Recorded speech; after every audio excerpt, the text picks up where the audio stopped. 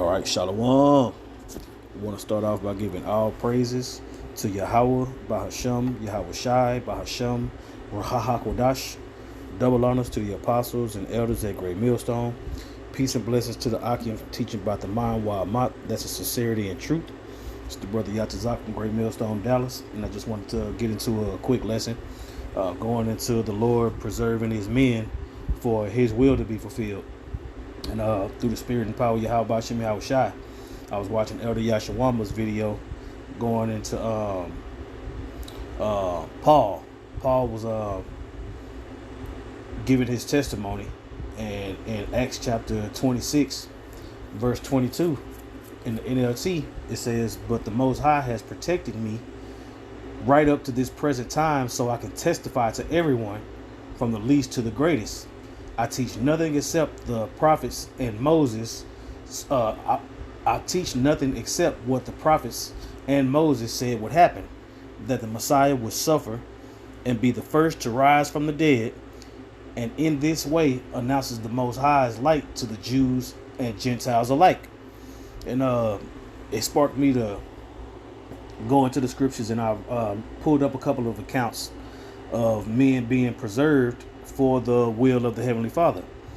And in these testimonies that I'm pulling up is men that were in sticky situations under the threat of imminent death, but the Lord preserved them just so the congregation can hear the testimony of these men so that they can believe. So I got a couple of accounts. The first one I want to get is Matthew. And this is Matthew, Matthew chapter 26, right, when the Lord was being arrested, So I'm just going to get these couple of accounts, and then I'll let y'all go. But let's start with, all right, let's see.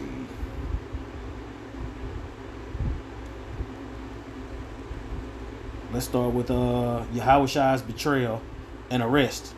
All right, this is Matthew chapter 26, verse 47. It says, "And while he yet spake, lo, Judas, one of the 12, came, and with a great multitude, with swords and staves, from the chief priests and elders of the people. Now that he betrayed him and gave them a sign, saying, Whomsoever I shall kiss, that same is he, hold him fast." Going into the Judas betraying the Lord and the Lord being arrested. All right. And what you want to take from this through the Spirit is that you see that the Lord did what he needed to do for the will of the Heavenly Father to be played out. And we're going to have to deal with certain similar situations. And this is where we get our info from. Like Romans 15:4 says, "These things were written aforetime for our learning." All right. It says, "And Yahweh Shai said unto him, Friend, wherefore art thou come? Then came they and laid hands on Yahweh Shai and took him. And behold, one of them which were with Yahweh Shai stretched out his hand and drew his sword and struck the servant struck a servant of the high priest and smote off his ear. Then Yahweh Shai said unto him, Put up again thy sword into his place, for all they that take the sword shall perish with the sword." Right? And that was Peter, cut off Malchus's ear. Right? And the Lord picked his ear up and put it back on. And the thing is, whether people understand it or not, the Lord was preserving Peter and the disciples at this time. Right? And the Lord does what he wants to do. So however he wants it to play out is how it's going to play out. Thy kingdom come, thy will be done. Right? It says, "Then said Yahweh Shai unto him, Put up again thy sword into his place, for all they that take the sword shall perish with the sword. Thinkest thou that I cannot pray to my Father, and he shall presently give me more than 12 legions of angels? But how then shall the scriptures be fulfilled, that thus it must be?" Right? So keep that in mind. For the scriptures to be fulfilled, the Lord is going to preserve his men by any way he sees fit. Okay? It says, in that same hour said Yahweh Shai to the multitudes, "Are ye come out against a thief with swords and staves for to take me? I sat daily with you teaching in the temple, and you laid no hold on me. Right? Here's a key verse. It says, but all this was done that the scriptures of the prophets might be fulfilled. Then all the disciples forsook him and fled. Now, if all the disciples would have been taken, arrested with Yahushua, then therefore the ministry wouldn't have been able to be fulfilled. Okay? Judas betrayed the Lord. That had to be done. And then the Lord had to preserve the disciples by saying, look, just take me. You see? And all the disciples fled. Right? Now, when you jump down to Peter's denials, right? Earlier in the chapter, Peter was telling the Lord, look, I'll die for you. I'll do this. I'll do that. And the Lord said, you're going to turn your back on me. You're going to deny me 3 times. You see? And the reason why Peter denied the Lord 3 times was so that he could be preserved. You see? Right? It says, verse 26 and 69, it says, now Peter sat without in the palace, and a damsel came unto him, saying, thou also was with Yahushua of Galilee. But he denied before them all, saying, I know not what thou sayest. And when he was gone out into the porch, another maid saw him, and said unto them that were there, this fellow was also with Yahushua of Nazareth. And again he denied with an oath, I do not know the man. After that, and after a while, came unto him that they stood by and said to Peter, surely thou also art one of them, for thy speech bewrayeth thee. Then began he to curse and swear, saying, I know not the man. And immediately the cock crew. Right? It says, and Peter remembered the word of Yahushua, said unto him, before the cock crow, thou shalt deny me thrice. And he went out and wept bitterly. Now in this situation, if Peter wouldn't have denied the Lord, he more than likely would have been killed with him. Therefore, he wouldn't be able to be the head of the church. Right? The Lord already told Peter that you're going to deny me 3 times, but Peter had no idea why. You see, this lets you know in the spirit that the Lord can put you in a sticky situation, but he can deliver you from it. Now, I'm also going to get Acts 12, where Peter was put in prison. You see, Peter wouldn't have been put in prison if it wasn't for the Lord preserving him during the time of what we just read in Matthew 26. Right? Now let's jump to, right, Peter's arrest and deliverance. You see? And Peter being the head of the church, the Lord put him through a lot more just because he was the head of the church. Right? This is Acts chapter 12, verse 1. It says, now about the time Herod the king stretched forth his hands to vex certain of the church, and he killed James, the brother of John, with the sword. And because he saw it pleased the Jews, he proceeded further to take Peter also. Right? Then were the days of unleavened bread. So this is during the time of the Passover.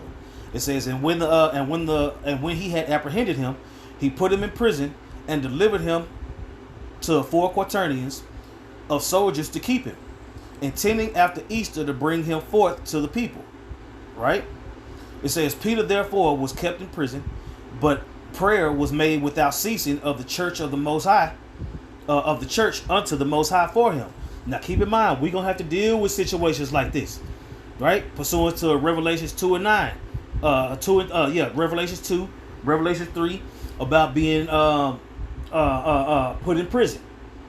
All right.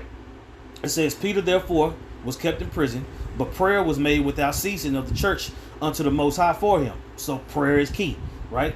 We got this phrase. We pray before we panic. Okay, you want to make sure that whatever happens, you praying and leaving it in the Lord's hands when it's too much for you. Right? It says, and when Herod would have brought him forth the same night, Peter was sleeping between 2 soldiers, bound with 2 chains, and the keepers before the door kept the prison. And behold, the angel of the Lord came unto him, and a light shined in the prison, and he smote Peter on the side and raised him up, saying, arise up quickly. And his chains fell off his hand. Now this is another situation where Peter was being protected by the Most High, just like Paul mentioned. The Lord has protected me for my testimony, so I can share this with the Jews and the Gentiles alike. Right? This is the same thing that we're doing. Fast forward to today, we are in the same stead. So you got to think, when it comes to these situations where we might be under the threat of imminent death, we might be locked up, we might be in an unfortunate situation, but it's so the Lord's will can be fulfilled. He delivers men out of these situations so that his will can be fulfilled. All right. It says, verse 8, it says, and the angel said unto him, gird thyself and bind on thy sandals. So he did. And he said unto him, cast thy garment about thee and follow me. And he went out and followed him, and wished not that it was true which was done by the angel, but thought he saw a vision. See, he's thinking he was having a vision. I'm seeing an angel that's breaking me out of prison. No. This is the Lord preserving Peter so that Peter could preach to the Jews and the Gentiles alike. You see, these testimonies that we share, being under the threat of imminent death and being under sticky situations, and the Lord revealing us from all these different things, it boosts our faith so that we can present these things to the congregation in order to boost their faith. Right? It says, and he went out and followed him, and wished not that it was true which was done by the angel, but thought he saw a vision. When they were past the first, when they were past the first and the second ward, they came unto the iron gate that leadeth unto the city, which opened to them of his own accord, and they went out and passed on through one street, and forthwith the angel departed from him. Right, so the angel got him where he needed to be.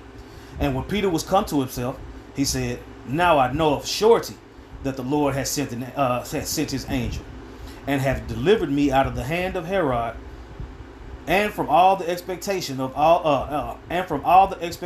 the people of the Jews. Right? It says, and when Peter had considered the thing, he came to the house of Mary, the mother of John, whose surname was Mark, where many gathered together praying. And as Peter knocked on the door of the gate, a damsel came to hearken, named Rhoda. And when she knew Peter's voice, she opened not the gate for gladness, but ran in and told how Peter stood before the gate. Right? It says then, and they said unto her, thou art mad. But she constantly affirmed that it was even so. Then said they, it is his angel. Right? But Peter continued knocking, and when they had opened up the door, and he saw him, they were astonished. But he, beckoning unto them with the hand to hold their peace, declared unto them how the Lord had brought him out of the prison. And he said, go, show these things unto James and to the brethren. And he departed and went into another place. Right?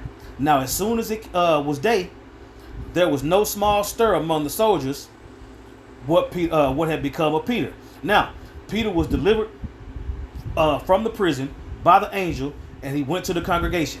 The Lord's will at that particular time was to preserve Peter so he could continue to be the head of the church. Right? Yahushua said, I will make Peter my rock. Okay?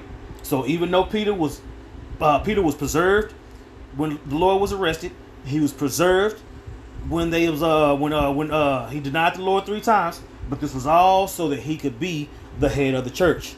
You see, the Lord put him in several different situations just so he could build Peter up to be the head of the church.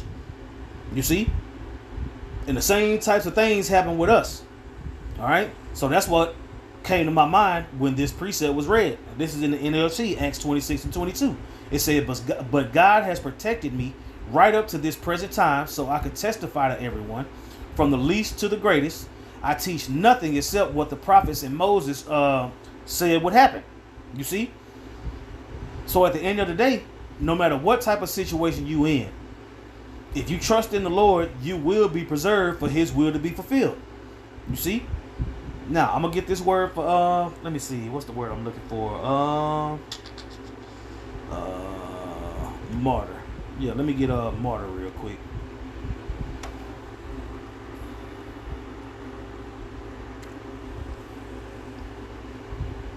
All right, now you may be in a position where you feel like you're going to be a martyr, but the Lord can deliver you from that.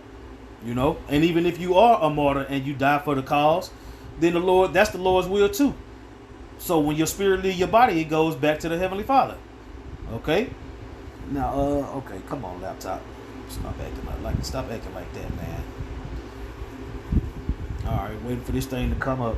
But yeah, man, you got all kinds of different situations. I was thinking about Joseph when he was preserved. You see, Joseph was preserved from his brothers not killing him. He was preserved in the time of Egypt to fulfill the prophecy that was told Abraham that your seed is gonna end up in captivity. You see, he had no idea that his grandsons were gonna sell one of his grandsons into slavery. You see, Joseph having all those dreams and all those different things. You know, come on, man. Boy, Satan ain't gonna be nothing but a hoe ass nigga. Alright, man. Alright. I'll just look it up on the phone then, since Satan wanna be a damn demon. Alright. Alright. Martyr.